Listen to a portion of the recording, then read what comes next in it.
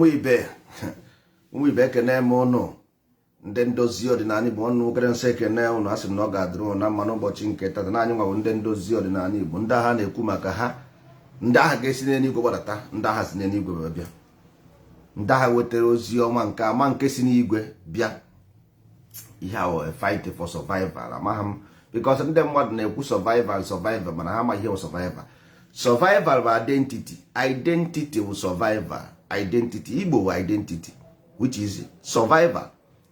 Ị gaa na village anyị in our village ndị mmadụ na-asụ oyibo, people speak oyibo in our village, English n'ime Ọka, n'ime inside Ọka, inside Ọnịcha, n'ime Ọnịcha a na-asụ bekee, n'ime Ọnịcha n'ọlụ ejere m igo building materials n'ọlụ.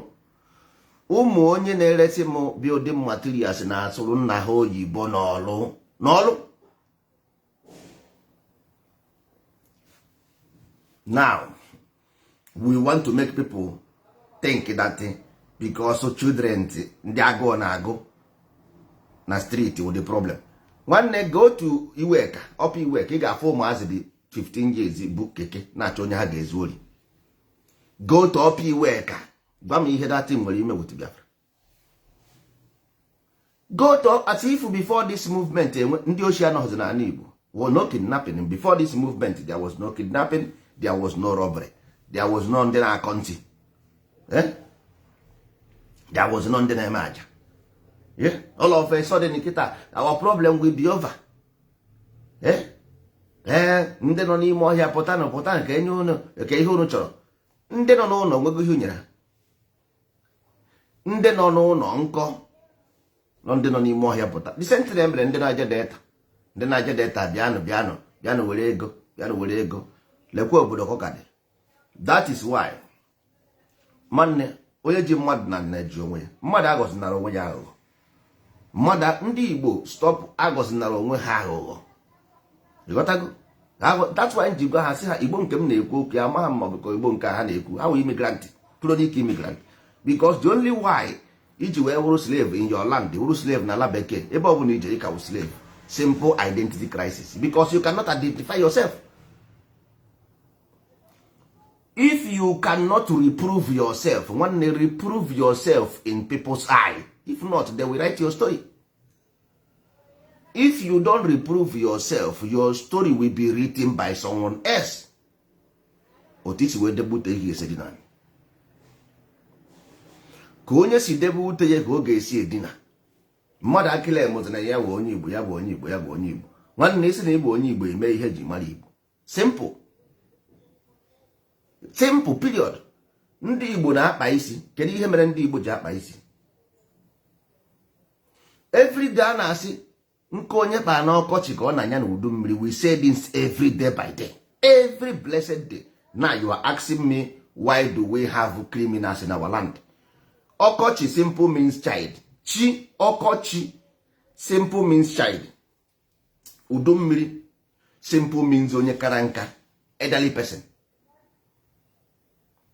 So ọ bụrụ na ịkọnye ihe n'ọkọchị na that child, nwanne, mgbe ọbụla nwa ha toro ihe ahụ ịkọnyere ka ọ ga-enye gị scientific proof,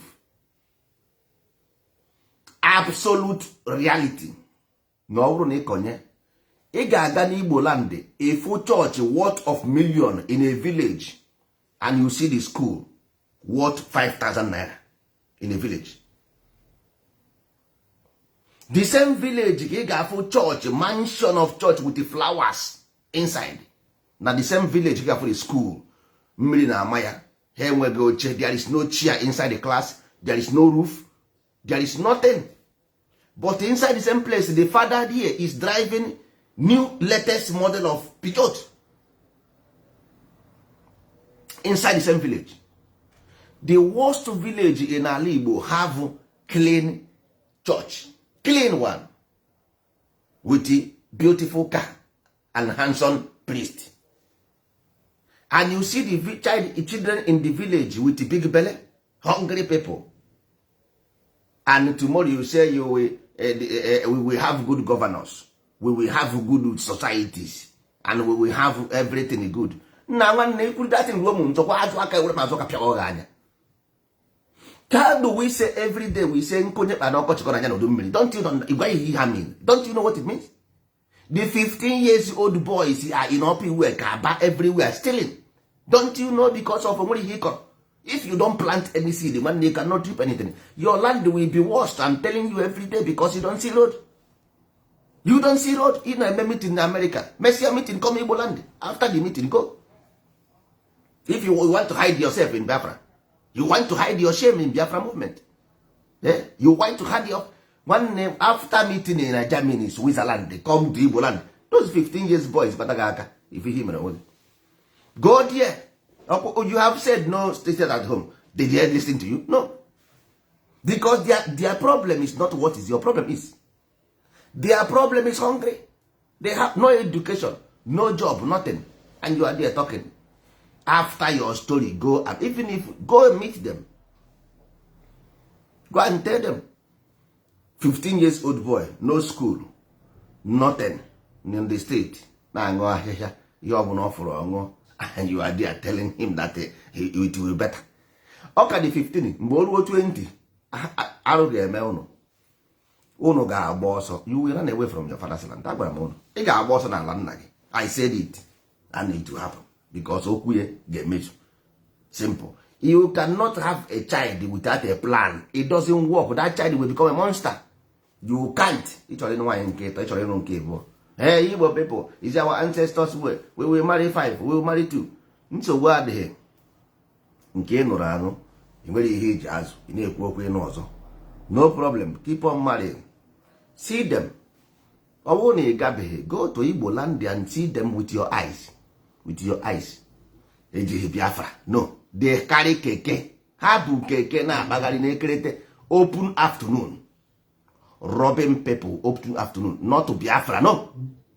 It's children, our own children in our land. Walk. You see big men, they carry big motor. They carry policemen everywhere in their own father's land. Shameless people.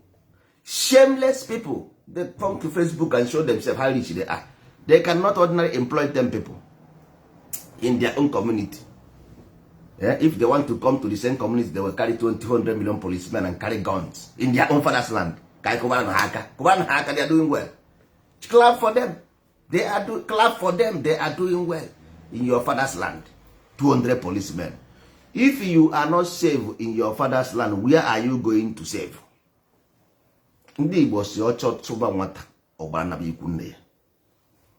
You are not safe in your father's land. You are not safe in your mother's land.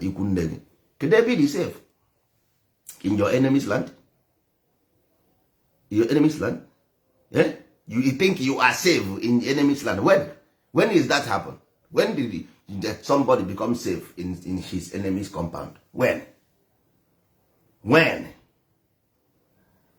My people, stop hiding yourself.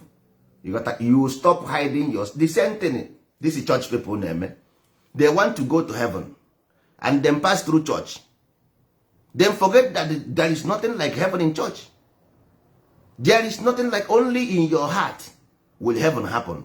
And they betray that heart and they go to church. Exactly the same thing today now. Igbo land have nothing and they will go and say they are fighting for freedom. Even though in their heart they have no education. Igbo education that will free them from the mind of insane. They have no Igbo religion that will free them from mind possessed, from indoctrination, from manipulation, from brainwashing. They have not. They have no Igbo culture that will free them from manipulation, indoctrination. They have not. They have no Igbo way of life, heritage, that will renew things when they are old. They have no plan of that. Okay, now, after everything, they still come back, boils down that because they are slave. Well, how are you not going to be slave? Why are you not going to be slave? Why? Ndị nna nna anyị nyere anyị ama nke dioha, amadioha. Ha gwara anyị si anyị ihe ọbụla ifo today does not happen yesterday. They told us that anything that did not happen yesterday cannot happen tomorrow, and it can happen today. Everybody sees it before rain fall. There's thunder must egbe eluigwe gbaa, ọkụ acha, mmiri ewee zo. That is the beginning of life, and that will be the end of life. Osigi, there is no law apart from light. But you ask me what is Amadioha when you see the light and the thunder and you see the chaos and order. But you will not ask yourself, you ị na-asị m na Chukwu kere gị na Bible o kere gị, ịjụ ozi onwe gị ka ezi ihe o ji kee gị. Isi na agwọ na-ekwu okwu, njụọ gị isi na agwọ na-ekwu okwu, ị maghị ma na agwọ na-ekwu okwu, mana ihe ị ga-asịzi mbụ onwe ihe nye Chukwu omume. That is not the case. The case is I'm testing your ability to understand. Agwọ na-ekwu okwu ka ọ naghị ekwu okwu, answer ka m chọrọ ịnụ. Ị na-achị m na nwe ihe nye Chukwu omume. This is not the answer. And there they will come and say Igbo land is not working, we don't have good governors. If you don't have people with the ability to reason, how can you have a sane society? How? If you don't have people, if you have people incapable of reasoning, how will you have sane society? They make no sense. If you don't make sense, your constitution, on your tradition, on your village will not make sense. How will eze? You have ezes. What is the job of the eze? Nothing. You have governors. What is the job of governors? Nothing. You have citizens. What is the job of citizens? Nothing. Citizens is the contributor of any development. What are we contributing? The answer is nothing. What do we have to contribute? The answer is nothing. The boils down to we have no proper education. Onye na-enwe ihe obu enwe ihe ọ na-akwafu. Nwanne onye na-enwere ihe obu enwere ihe ọ na-akwafu. If you are, sometimes our people thinking that their problem will soon be over, Since we were born, as na Jesus ka na-abịa ọzọ. Nke ọ bịara abịa oji anya ọma na ọ na-abịa ọzọ. Ọ na-abịa. Messiah na-abịa. The same thing, the same mindset. Ọ ga-adị mma. Enweghị Nigeria na-adị mma. Enweghị Igbo land na-adị mma. Ịghọtago? No, onweghị ọ naghị adị mma ọbụla. Because mmiri si n'isi gbarụọ. Until ijekwe n'isi mmiri. Isi mmiri gadozie ya. And n'isi mmiri bụ ọdịnala Igbo. Ịghọtago? Unless me gara n'isi mmiri gadozie isi mmiri. Ọ na ọ bụghị ya, you are wasting your time. You see a pathetic story. When did our children start robbing people in the old daylight with keke and okada? When? In Igbo land. When? How many rich men in Igbo land? How many rich men do we have in Igbo land? If you go to Opiweka, everywhere is dustbin on the street. Dustbin. Everybody knows that this dustbin then carry sickness. Everybody knows it. But nobody want to say anything. Everybody knows that this dustbin carry sickness. Then you will never see these people protest against these governors. You can't. You can't see them speak against these governors. You can't see them. Dustbin on the street. Gutter on the street. Nothing is working. Absolutely nothing is working. That shows you that your state of mind is not good. Your state of mind is not good. But you don't understand why things are not working. You say it's Nigeria doing you. It's Biafran people. Biafran people. They are causing. When you have before they are Biafran people, are they not Igbo people? Biafra of yesterday, before the Biafra movement, is Igbo land working? Is Igbo land is not working. That is why they are making Biafra movement. Don't you know that? Governors say that they have lost faith in the children. They don't support them. What have you offered them something? They reject you. If you have been supporting them how will they disobey you? But this time 24th century, with every media, you cannot convince your own people. You say you are ruling, you cannot convince them. What? Now these people say, these people are married. They don't see what, they don't know what they are dealing with, because they don't know that human mind is a monster. The human mind is automatically a monster. They don't know.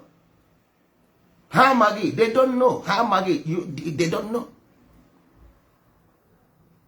They see them build church, big church.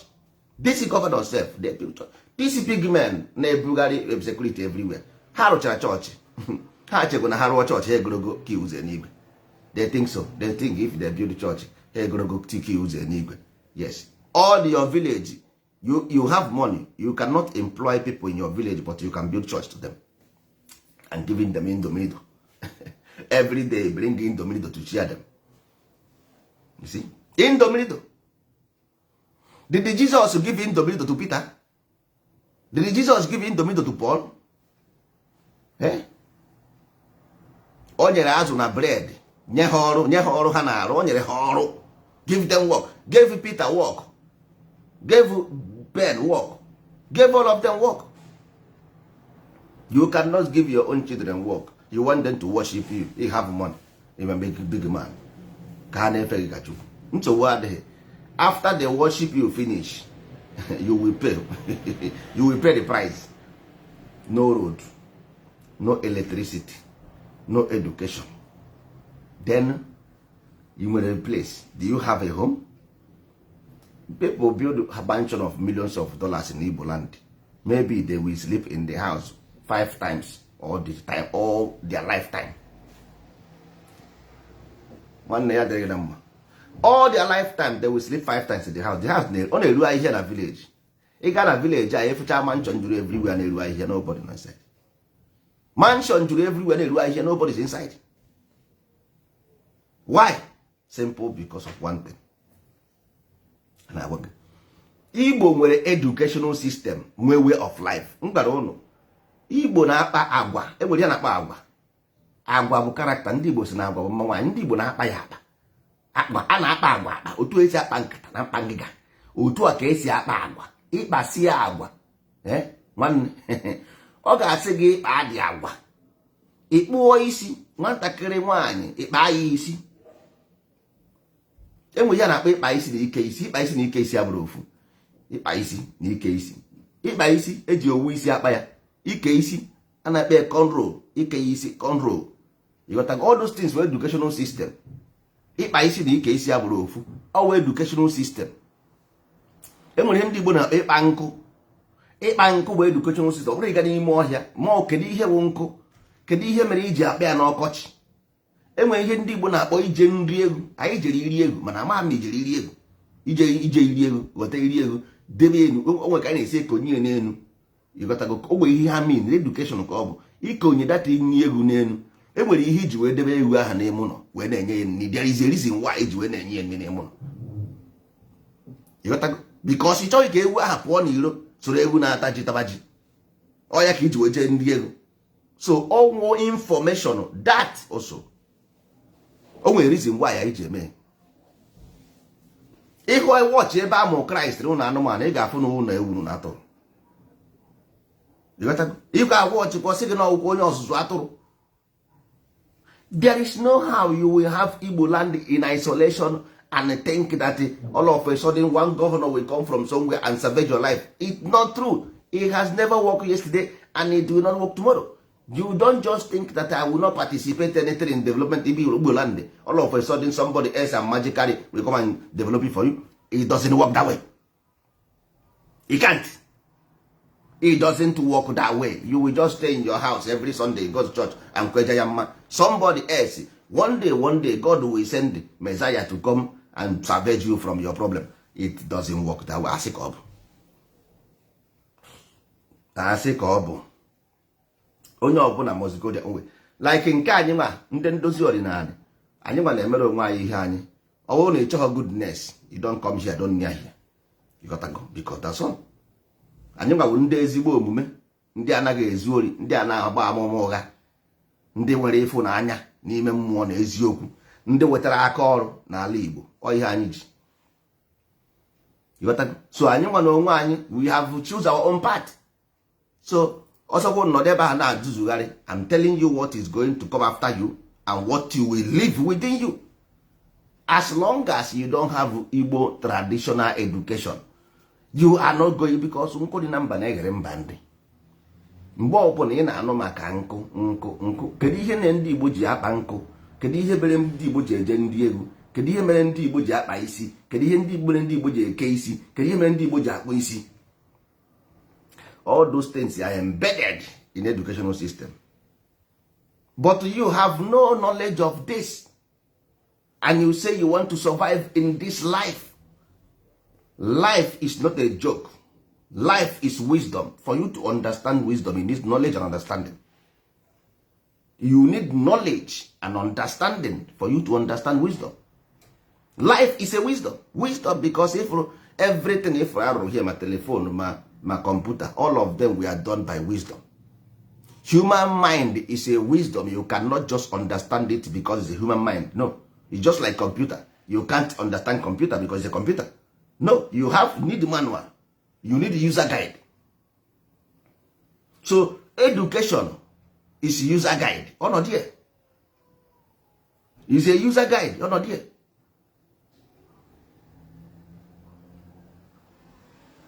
Ordinary Igbo is manual. Or not here. But it is user guide. It is manual. And they say you want to use computer. How? How are you going to use human mind? Is a very powerful gadget. Is a very big gadget. You cannot use them the way you want. You can't. That is why you see in your land is not working. But you cannot see because you just saying okay ka amagi akpụ isi. Mma ọbara isi adịghị nkọ. Okay ka amagi akpụ isi. Mma ọbara isi adịghị nkọ. Ị ga-akparịrị isi. Nwanne gị gwuru isi ya, ị ga-eke ya eke. Akwụrụ agwa gị. Ị ga-akpa ya akpa. No, no, here you are going anywhere. If you like, because you are just talking out of ignorance. You got to go. Because always think that somebody is doing him something. Oje choye go chota hego. Osana no umunna egbu ya. Umunna nwere ana achụgharị ya. Onwe ihe ọbụla o mere omete gị ọsọ umunna na achụgharị ya, na achụgharị ya. You got to go. That is their own because out of ignorance. Nwanne ihe ọbụla ị mere n'ụwa, you are the cause. Because the engine na-ebu gị there already created by creation, by creator. Ọ sị gị Amadioha bụ the engine bụ gị. Ịghọtago? Mana nke nwa na onwe gị nọ n'ụdị nke Chukwu because your body. O wee sị gị chụọ ukwuye, nke chụọ ukwu, nke chụọ ukwuye, chụọ the source of that is moving the, because everything that is moving is moved by light. Every movement is moved by light. Go and check. Motor, bicycle, machine, everything is moved by light. O wee sị gị go and check. Ghana na ihe na-ebu that motor. Just don't look the expression. You are just following an expression. Look, chụọ ukwuye, chụọ ukwuye, chukwu, chụọ ukwuye, nke chụọ ukwuye. The source. Ị na-aba na-akpọ Jesus na ndị otie. Na-akpọ God. Ị na-asụrụ m oyibo. Ịpụta ị na-ajụsị m nwaanyị na ala Igbo adọrọ mma. God.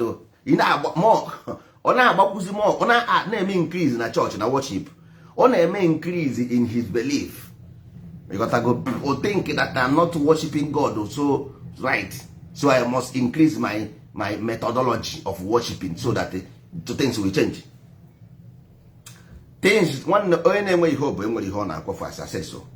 Onye na-enwere ihe obo enwere ihe ọ na-akwafu. Ala Igbo is due for renovation. Ala Igbo is due for reformation, renovation, renaissance, whatever you want to call it. You got is due.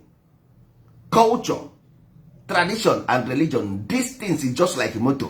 You renew them. But my Hebrew culture was a religion. A marry Hebrew tradition, a marry Hebrew culture, a marry Hebrew religion. How many ndị ọcha ka e fụrụ pụtara na-asị freedom, freedom, freedom? How many of them? Equal Catalonia, I'm not Catalonia. I will tell you what is happening here. You know, I have been there. I'm president of Afro Catalan for so many years. But that's so I know what is happening there. So you cannot use Catalonia to compare Igbo land in Nigeria. You can't. Because Catalonia, they have culture, they have tradition, they have language, they have everything. You got that?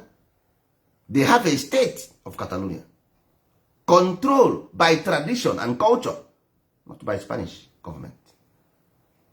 You got that? So here is diplomatic secession. Diplomatic secession ka achọrọ. So that's why if you follow expression of people's expression, you have a problem. Ndị Igbo sị gị, you must be proactive in nature. So if you are proactive, then you know your problem. Or just you want to use somebody's problem to solve your problem. No. You use your problem to solve your problem. Everybody with a different kind of problem. Everybody had the same problem. Onye ọbụla enwere onye na-akpọ nke onye na-akọ na ochuchi na ọ bụghị ofu ihe na-akpa everybody. So because of Catalonia na-achọzi freedom, everybody, yes, they are the same thing with us.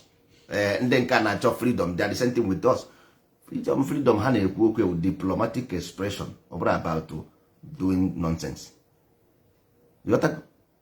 So before you accuse a person of doing something, let am go to something. Nna nna anyị gwara anyị, nna nna anyị, nna ancestors unu, nna nna anyị si anyị be upright in whatever you do. Mgbe anyị na-asị mgberi kemgbe eri, ịghọtago, mee nri, ọ sị gị mee nri, ndị mee aka nri. Ndị Igbo anaghị eji aka ekpe na mmadụ ihe. Aka nri bụ means upright. Ndị mee aka nri so that you reprove yourself in the eye of every man. So that anytime you have a problem, people will not prejudge you. Because everybody here agbanaka ejighị enye. But now, lee n'anya, Igbo land, governors are now had the upright. Nigeria as a government had the upright. How do these rebellions came out to be? All na Nigeria or these Igbo governors the upright. Enwere ike this rebellion agaghị, even though not the good adị, or ha agaghị enwe sympathize as they do now.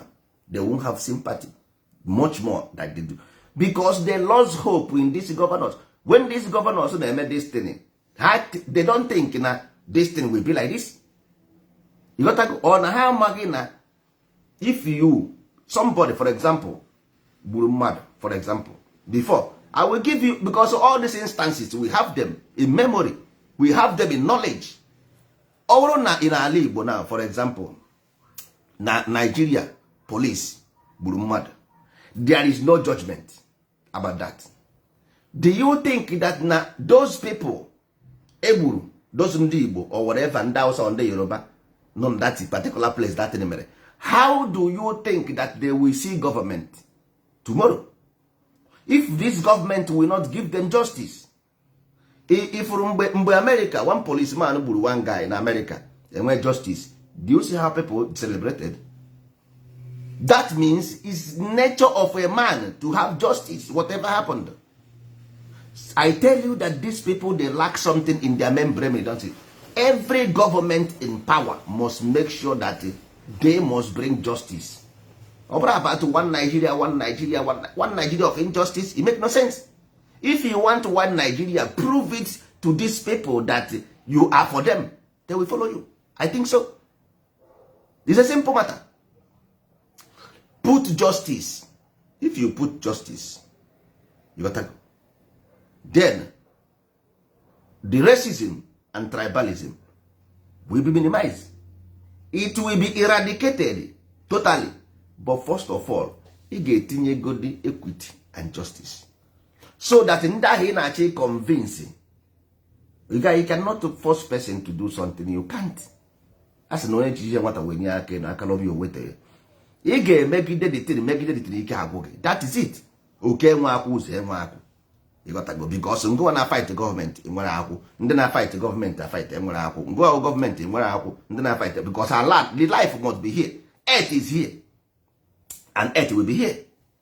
Government in Arabia, and then I fight the government in Arabia. All of you will live here and go. Earth, land will stay. You will die here, all of you will die and go inside sand. Akpochi ụnụ aja. You will die. Land will be. Government, ị gaghị enweta. Land, ị gaghị enweta. You got that? So, for government to have peace, they must understand what they represent. That Allah, the earth you see, is a force on their own. If the government fuck up, the Allah will raise rebels. Period. Against the government. Because government means that you are working for Allah. Go and ask anybody in the system of government, they know this. Because you pledge to work for the earth. To prevent evil. Because earth don't want evil. So earth wants somebody who will prevent evil happening on his shore. On her shore. You got that? So, but no one when you got that place, you went to the position of power. What you care after is money, money, money, money. They will. That's why you see every corrupt nation, they have rebels and terrorism. Go and see all of them. Every corrupt country have rebels and terrorism. Go and see it.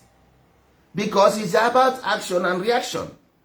If you want to dupe Allah, this earth Allah, Mother Earth, you want to dupe her, she will send you ọgwagịnị ya bụ ala na-akpụ arụ. Ọgwagịnị ya ọ ga-raise rebels against you and terror. Anya edoghị. That is why you see everywhere in Europe somebody made something, they will look for 100 years looking for that person to bring it justice. They will bring that person because to make sure that Allah, prove it to Allah, make Allah see that yes, you bring justice. Allah will quench anybody that try to rebel against you. Allah will bring that person to death. Allah will bring that person to end immediately. But if you cheat Allah, try to do opposite, when Allah will make it, okay, raise people that will make your government unstable forever and ever. Unstable government forever and ever. Go and check every government on earth. Go and check them. All the whole government on earth. Now they corrupt. Go and check their system. And if that, you say, these things boils out of one thing. One thing. Education. Education. Education abụrụ just ị gaa n'ụtụtụ na-agụ akwụkwọ. Mba. Every country nwere tradition. Ebe eniri ozu. Tradition ka eniri ozu. Every country nwere culture. Every country nwere religions. You must whatever education you have on life, you must understand these three principles.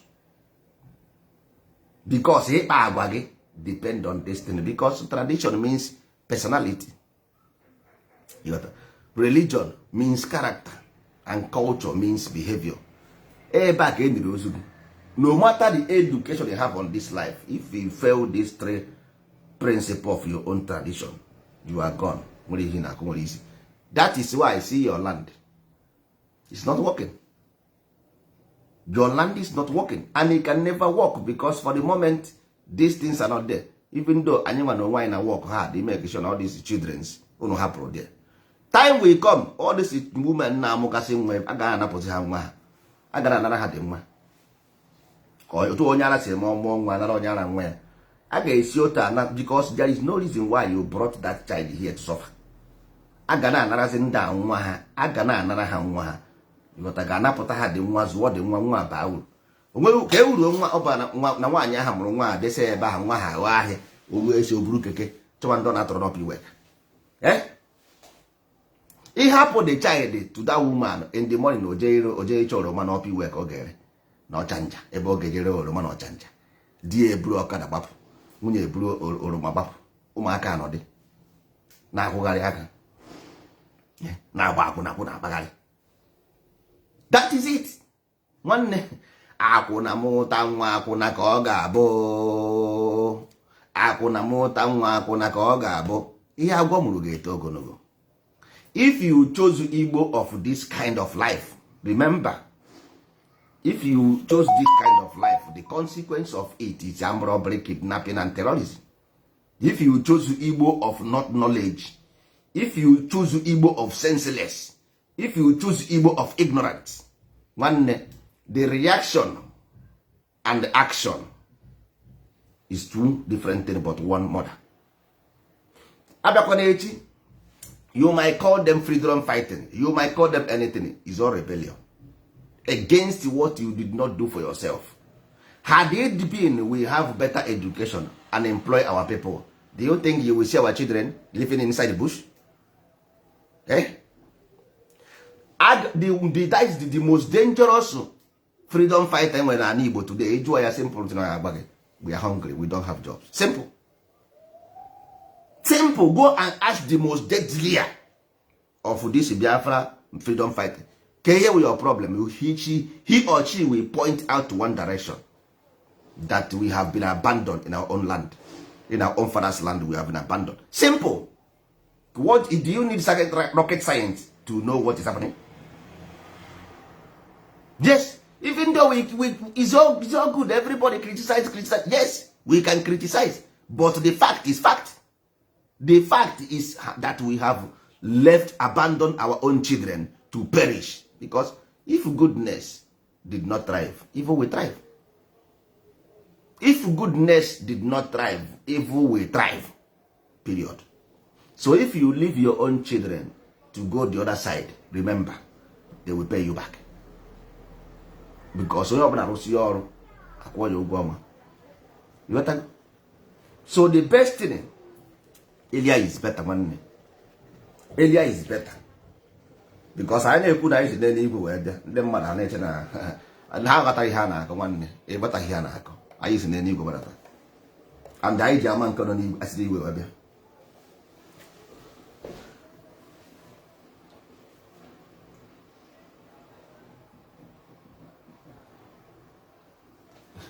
So n'ụwa anụ nwe ebe ịfụrụ, everybody here is a wonder until they have code that redirect them.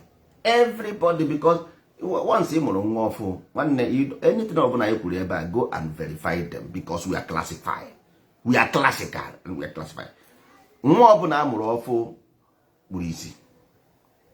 Every child born here is blind. Every child born here is ignorant. Every child born here is not working. Ọkụrụ ngwọrọ or ngwọrọ.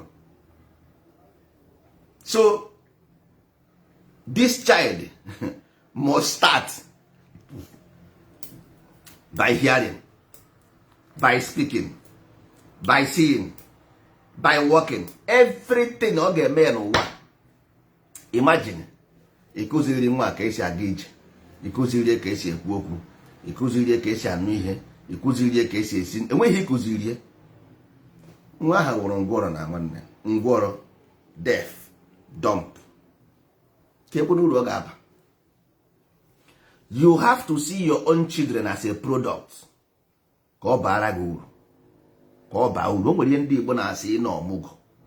Ịghọtago? Ịnọ ọmụgwọ. Dịsị ịnọ ọmụgwọ a na-ekwu okwu bụkwa education. Ọ basịkwa gị iku nwa na onwe ya bụkwa education. Ọ sị gị ịgba odibo, ọ sị gị ịgba odibo, nke nwa abụkwa na osochi. Don't be osochi. Igbo odibo means osochi.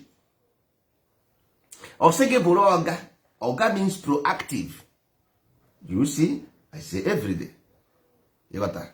Now, ọ wee sị gị na onye fere eze ka eze na-eru. Don't follow, but serve. Don't be the same thing. You isokwere the man, mana ị gbara the man odibo.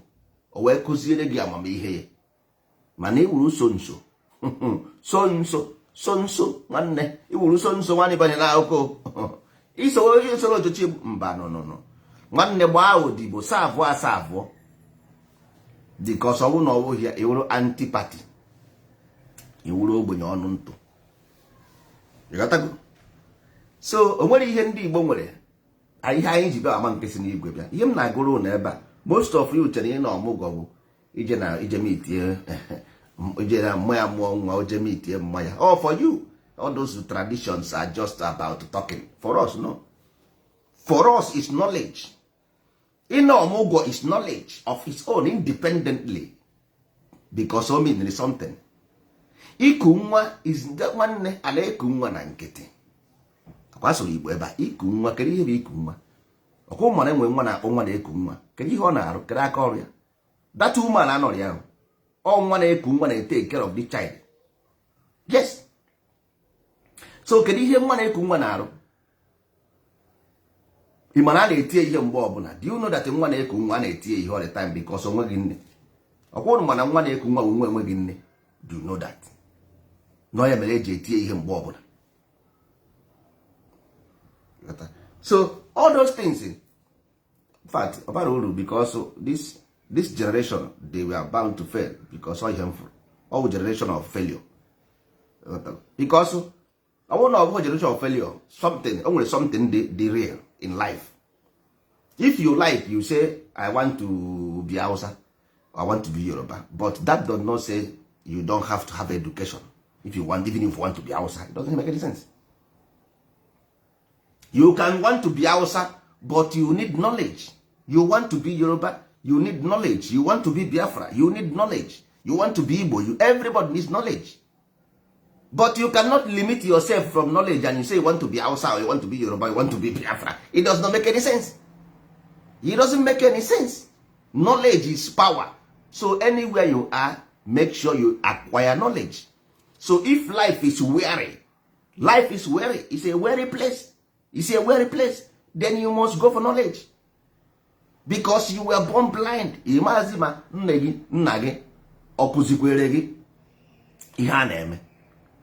Because when you were born into a family.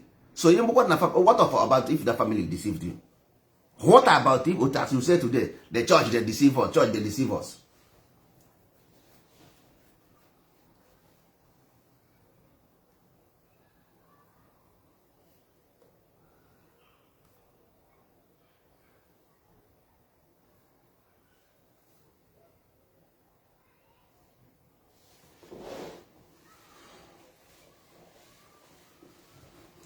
Ndị Igbo sị na ọgụdọ ọkaba nka ọkwụbe yọrọ eyo. Ọgụdọ ọkaba nka na ọkwụbe yọrọ eyo. Ọgụdọ ọkaba nka ọkwụbe yọrọ eyo ụmụ ibe. Before onwebụghị onye bịara ụwa before kwuru ihe nna nna anyị kwuru. Nwanne ndị a kwụsịrị okwu ịmakwana ha gwara anyị si anyị na Yongsha onye ọbụla amụrụ ọfụ ga-aka nka. They said nna nna anyị kwuru na onye ọbụla amụrụ ọfụ ga-aka nka. So ndị jiri oge chọba ewu ojii before chi eji. Maka ejighị ichiche arụ anya. That means daylight. They understand that life have two things, day and night. They said here. Ha kwuru ebe a sị na life nwere day and night. So ndị jiri oge chọọ ego ji before chi ejie si gị were ọkọchị baba nkụ maka udu mmiri na-abịa. That means ị ga-aka nka. Ndị Igbo sị ga anaghị amụ aka ekpe na nka. Iju si mba. Nwanne how far? How market? Ihe ndozi ọdịnala wetara ụnụ bụ the real tradition because it's our identity. We cannot do without it. Ụzọ kpụrụ gị nwanne ihe a bụ amụ ebini iriri amụ ebini. That name ị na-aza, that asụsụ ị na-asụ, that nne ị na-eri ọwa amụ ebini ka ọ bụ. That nne construct your behavior but you don't know. So nwere ebe ị ga-agbanwe wee je, you cannot escape. You can run but you can hide. Also, if you like, you change your name to John Benson. Change your name to... No, it doesn't matter. Ihe ma bụ na iriri amụ ebini ijikwara ibi ụgwọ. Onye ọbụla riri amụ ebini ji ibi ụgwọ. So nwere ihe na-akọ ole esi m ị gakwara gamara those things ke ihe ọ bụ ke ihe na-ekwu maka ya. What are they talking about? Ke ihe bụ ịkpa nkụ. Ke ihe eji were si anyị n'ọnkụ mmadụ kpara n'ọkọchị na ya udu mmiri. What does ọkọchị and udu mmiri has to do here? Udu mmiri bụ onye kara nka. Ọkọchị bụ nwatakịrị. Also, you catch them young. You don't need much explanation. It's simple as ABC. It's just simple as ABCD. So, in fact, sometimes, nnafu ndị Africa otu amụ ha na-atọm. Nnafu ha amụ ha na-atọm. Why amụ ji atọm is that they complain much, but little they are doing. They are not doing anything. They only complain. You still got somebody say, you human being, you mad. What are you doing for a living? What did you do? Enwere ihe ọ na-eme. But he's angry that na enwere ihe na-agari ọfụma. Gịnị ka ị na-eme? What are you doing? You don't do anything. And you say, ndị Igbo nwere ihe na-akpa akara aka. Do you think that the Igbo don't have, ọ na ndị Igbo enweghị profession, ha ga-enwe ihe na-akpa akara aka? Because profession bụ akara aka. Ndị Igbo nwere akara aka. Ọ sịghị akara aka onye na-edu ya. Now, some people in Africa, they will come, they say they want to do astrology. Say, onye amụrụ mbọsị eke, onye amụrụ mbọsị nka, onye amụrụ na Jenụwarị, onye amụrụ na nsogbu adịghị. My question to you is, in every astrology, in every sign, is based on weather. So did your weather in Igbo land look like weather in Spain? And you want to use the same calendar to measure ọnwa amụrụ na Anambra, ọnwa amụrụ n'Imo with the same calendar. Amụrụ ya na August, amụrụ ya na April. Nwanne, is your August in your land the same weather in August in Germany, the same weather? You see, then we say January is Igbo New Year is February. Iwe juzi esi ya. So kedu ihe February nwere ime with the Igbo weather? Ajụjụ ka m na-ajụzi. That is when you follow ị ga-eri nsị, you will eat poison. Once you do follow ị ga-eri poison nwanne. Because today now all of them, everybody na agbazi afa, all of them want to do, they will go to Google and begin to copy in the bekee astrological sign to tell their own products to anara ha ego. Ejuzie nwanne, science believe on weather.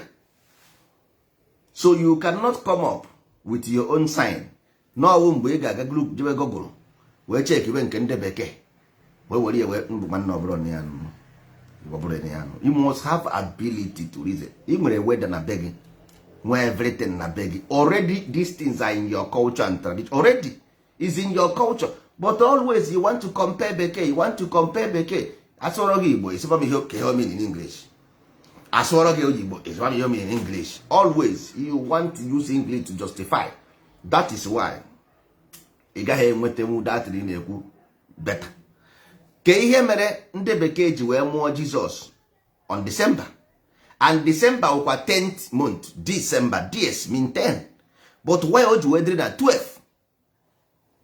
You see, kedu ihe then 10th month this December nwere ime with August?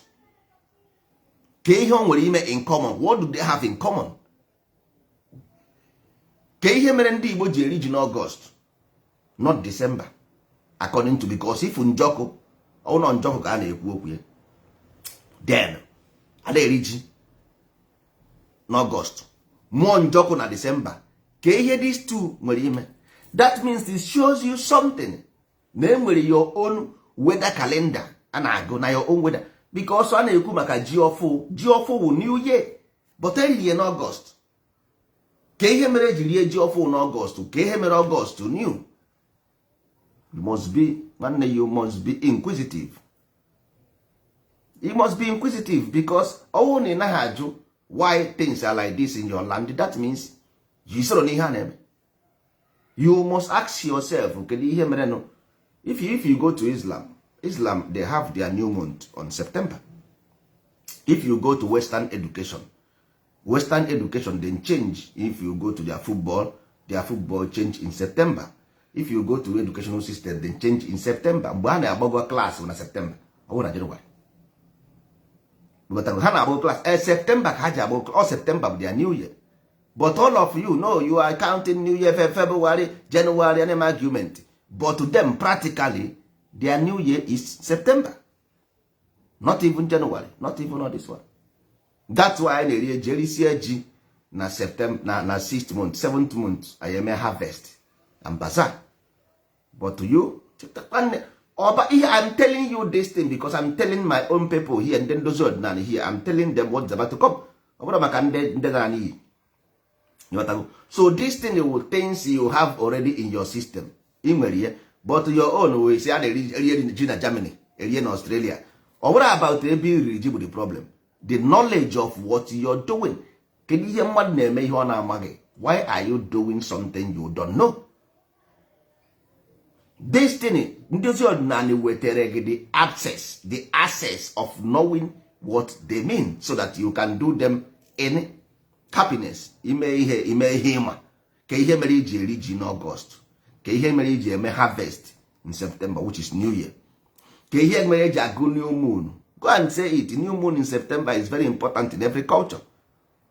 So until all this your astrology way, maybe you through Igbo way, then you got ndị Igbo na-agba afa. Ndị Igbo anaghị eme astrology na-agba afa. But njụọ gị ihe bụ ịgba afa isi ma astrology. Yes, of course. Ka anyị mee ihe simplification. Simplify. Yes. Ya bụrụ ụzọ ịgba afa. Then ka ekwene ihe eji agba ya, a na-ekwu no sign. You got to go, and every place ọbụla nwere their own condition. Even not n'ugwu Hausa abụrụ the same thing with an Igbo because of weather condition and the movement of the earth. You got to go. So ka ezi ihe mere ndị be anyị na-abịazi today werezie this western astrology nọ na Google wee na-emezi astrology. Why? Ajụjụ ka m jụziri ụnụ. Ụnụ afụ gị nwanne anaghị eji ike. Knowledge you cannot have it by power. No, ejighị ike bụ wisdom. Nwanne ejighị ike aba wisdom. No, you must have wisdom whenever the student is ready, the master appear. But anyị nwa ebe a nwere ike ịgbanwuru gị afa. Yes, based on Igbo station. Anyị ga-use Igbo station weather focus of Igbo weather. Igbo focus ka anyị ga-use gbara gị dị afa and ọ na-eme. Enwere ike iyuzuo astrology. Ị nwere ike onye amụrụ mbọsị eke based on western astrology ọ na-asị gị na mbọsị afọ. Yes, because all their system. Mana ị maghị na in Igbo system na onye a nwe orie ichekwa na ọnwa eke because of ị na-eso ndị bekee. So nwanne ka onye si debe ute ka ọ ga-esi edinara anyị. Ebe ọbụla amụrụ onye amụọ gị na Nigeria dị iche from Ghana. Amụọ gị na Ghana dị iche from Senegal. Amụọ gị na Senegal dị iche from Morocco. Amụọ gị na Morocco dị iche from Spain. So ị gaghị apụta ị gaa na Google chịkọrọ everything from Google. Ndị ọcha mere ihe a based on their own. And even though nke aha dị na public, enwekwere nke dị inside because nke ha dị na public ọ bụrụ ihe ọbụla efu na public akpa na ya aka agwaghị ya ahịa gwara agwa ka ọ bụ ahịa ọbụla efu na public ahịa gwara agwa ọ dịghịzi ka chisi ike akpaghị ya aka ọ bụ ụzọ 1 to 1 nwanne ahịa ha bụ ụzọ 1 to 1 akpaghị ya aka ọ ya ka ife na public. But ndị be anyị aghọtara nwanne ọwụ na if you fail to go for knowledge lee anya sọsọ ihe ndị nna nna anyị gwara anyị here sọsọ ihe a gwara anyị here about knowledge sọsọ ihe a gwara anyị wụ knowledge ebe ọ si go beginning the first thing a gwara anyị na iwu ala Igbo the first thing a gwara anyị wụ just to be very very careful about life. First thing a gwara anyị iwu ala ha gwa anyị be careful of ourselves. No, be careful of life because life itself will law itself. Light is law. Get the very very careful because earth is absence of life. Na mgbe a mụrụ gị enweghị ọkụ ị naghị afụ ụzọ ị naghị afụ n'ihe ikpuru isi. That is what you will counter in life. You got to go.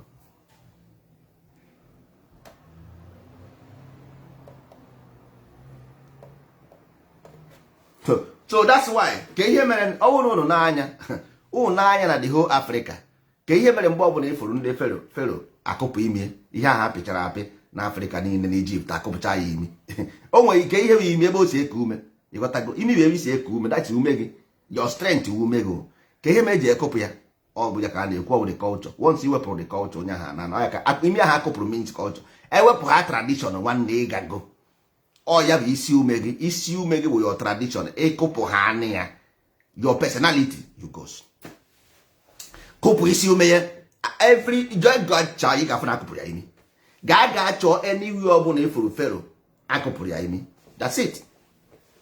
Onwezi ihe ọzọ gwa m ihe ndị ojii n'ụwa niile today wee na-aga eri simple because enweghị ebe ha si eku ume nwanne ịnapụ ikpuchie mmadụ aka n'imi isọfọketi ya onye ahụ anwụọ ikpuchie mmadụ aka n'imi isọfọketi ya onye ahụ anwụọ. That's all. Go and try it. Onye nwe mere ndị ojii niile nọ n'ụwa ji ata afụfụ apịchiri ha aka n'imi.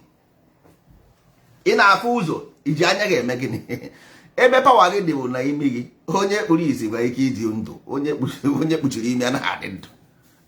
Onye kpụrụ isi nwere ike ịdị ndụ mana onye kpuchiri imi nwanne ihe na-ana ka na ka ga-aga na ịghọta. So nwere ihe na akọ ajọ ọsọ m na out of sympathy nwanne empathy sympathy.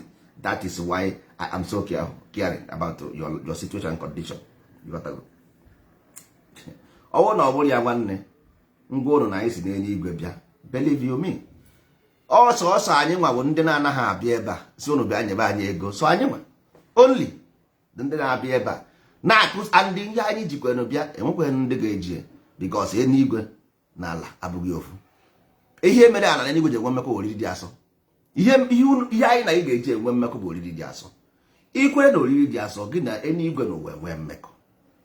Ihe anyị esi kwụsị okwu ịkọ asịrị, ịkọsị asịrị jezu ike 100 million years time our world will remain the same. Justice will prevail. You got I kwụsịkwe, we will live and die, everybody will go, but tomorrow posterity will judge. Posterity will judge. Oriri dị asọ ka eluigwe na ụwa ji enwe mmekọ. Iri oriri dị asọ, anyị akọba amamihe n'ime obi gị, kọọ ya n'ime obi gị ka ọ ga-ewụrụ mmadụ, iwụrụ a superman, wụrụ a super human being, but you have to pay the price of being goodness. Ịghọtago? Anyị anaghị ewe evil. Nwere ihe anyị ji ga-eme ya na anaghị ego. Ọ bụrụ anyị anaghị ego asị na everybody ego. Nwere ihe anyị ji ga-eme. So we don't need your money, we don't need you. Ihe anyị nidiri obi gị dị ọcha. Anyị ga-akọ ubi n'ime ya ọmịta mkpụrụ ma ọ bụ n'obi gị dị ọcha. Ihe ọjọọ a na-ana Igbo. Ịghọtago? Because ihe sokwara ndị gọvanọ ha kọọ, onweghị mgbe ndị gọvanọ ga-apụta si ndị nọ n'ime ọhịa pụta ka anyị ha ọrụ. Inyego ndị nọ na ya dị ọrụ. Nyego ndị nọ n'ụlọ, nye ndị nọ n'ụlọ bifo na-ekwu ndị nọ n'ime ọhịa. So since 1960 1970 to today, Igbo land nwere governors. From 1970 to today nwere governors. And this governor ama ha na the people need job. No, na today na ọkịta today na ha na-anụzi Biafra movement ka ọ mana a ga-enye ha ọrụ. Ka egwe na ọrụ, where is the job? Where is the job? Ọ ga-enye ha. Where is the job? Ị ka na-arụbe gị chọọchị, ị na-arụbe gị chọọchị, ịrụbeghị skuul, ị na-ekwu okwu inye ọrụ. Anakwa na-eme mmadụ ji, ọ na-eme egosi akwụkwọ iwe nweta ọrụ na a ga-enwegodi education, traditional education before ekwubezie okwu a ga-ejide nwa egbe n'aka tupu ajụọ nwaanyị n'eluigwe. First of all, ọ kara ha mma nwanne. Nwere ihe ndị Igbo na-asị mamụ ka esite ekwu datịrị ekwu. So but ọwụ na ọwụghị ọsọsọ ofu ihe, ọwụ na ọwụ maka ofu ihe. So also one thing ka anyị ji eme ihe anyị na-eme ọgwụ na because women are giving birth. Because our women are giving birth. If not, this generation nwụọ, the land will go. Or because of our women giving birth. That's why we bring hope. If not, ndị be anyị adịrọ word. They have sold their heart to evil. Ị ga na-agwa onye be anyị about goodness, ọ na-asị gị nwanne ego adịrị ya. So ego bụ ego. That means ego adịrị ebe ahụ na ụgbọgụrụ adịrọ dị. O nweghị ezigbo ihe ọ fụrụ n'ala bekee. Everybody nwere ego based on morality. They still be gate.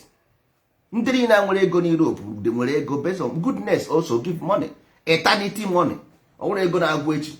Goodness give everlasting money, but badness give temporal money. You want ịbata anwụ echi na nsogbu adịghị. Ị ga-abata anwụ echi because of what you wish you will come for you.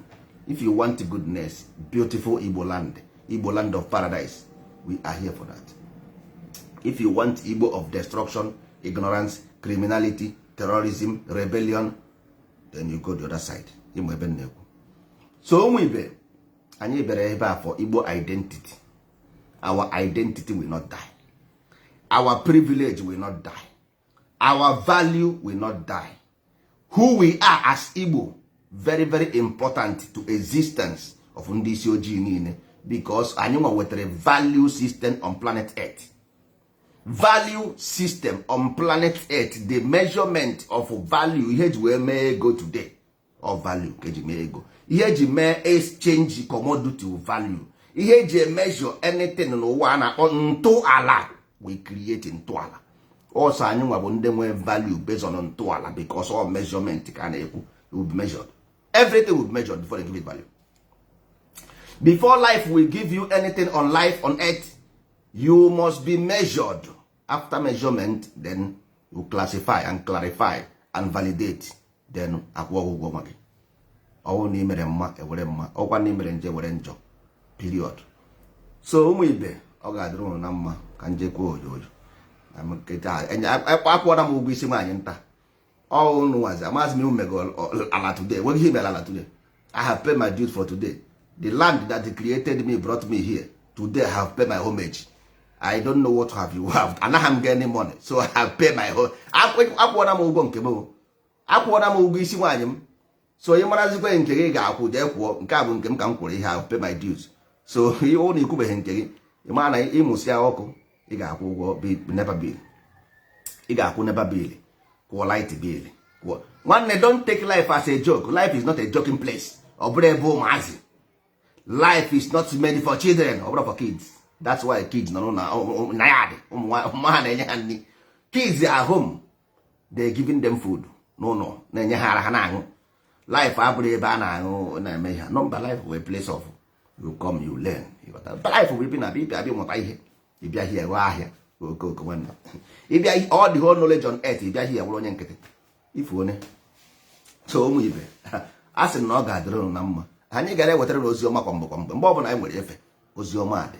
Anyị nwekwara ụlọ akwụkwọ afọ na-abịa abịa, anyị na-ebido duty of education standard on life. Onye ọbụla abụrụ ndozi ọdịnala 500 ịchọ iwe ọkwa na ịchọhọpụ enweghị eji ego ebe 500 euro iburu ndozi ọdịnala, iburu ndozi ọdịnala nsogbu, because enye gị information all gold, all is a gold, so we don't give gold for cheap.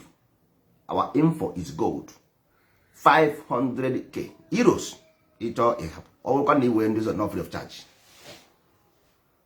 And esi ga-ejiri wayo bata anyị ga-ejide dị gị nwanne. Anyị nwa na onwe anyị mba we master of knowledge. Isi ka isi n'azụ anyị ga-ejide gị, don't worry.